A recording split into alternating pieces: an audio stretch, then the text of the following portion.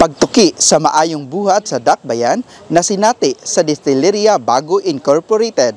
Padayon nga nagpakita sa kalampusan o pagkamodelo sa kalambuan ang Bayawan City pinaagi sa sunod-sunod nga benchmarking visit gikan sa dakong institusyon ug lokal nga pagagamhanan. Una nga bibisita ang Distilleria Bago Incorporated or DPI, usa ka wholly-owned subsidiary sa Ginebra San Miguel Incorporated, ang pinakadako og labing karaang liquor company sa Pilipinas. Ang planta sa DPI sa Bago City, Negros Occidental, giila nga pinakadako nga distillery sa Asia. Sa ilang pagbisita sa Bayawan, ilang nasaksihan ang nagunang ecological programs sa Masawitlands ug ang City Waste Management and Ecology Center o landfill. Diin makita ang sistematikong segregasyon, recycling ug waste treatment nga giila isip modelo sa Central Visayas.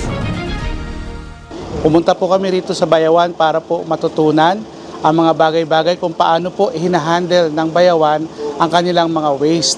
So una po talaga namin pinuntahan ang wetlands dahil nabalitaan po namin na isa po sila sa pinaka-best na facility rito sa Negros in terms of consistent monitoring and maintenance ng facility. And we were also given a chance to visit their landfill or yung sanitary landfill facility nila rito sa Bayawan. And we truly appreciate po the government and the locals here na sobra pong supportive sa amin sa pag-share ng kanilang mga information. Natutuwa po kami na nabigyan po kami ng chance to learn a lot of things here. And maraming pong salamat sa pagiging hospitable po ninyo at sa pag-accommodate po sa aming request. In behalf of the DBI facility po, maraming pong salamat sa inyo. Sa laing bahin, mibisita usab ang delegasyon gikan sa municipality o Liluan, Cebu.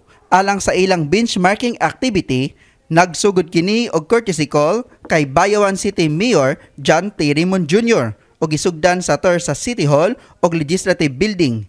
Ilang nasinatian ang dakong inisyatibo sa Dakbayan alang sa kalambuan sa Masajiki Village Wetland, Danapa Aquaculture, CCTV Command Center ug ang Local Flood Early Warning System o LFUS nga naghatag og seguridad ug proteksyon sa katawhan.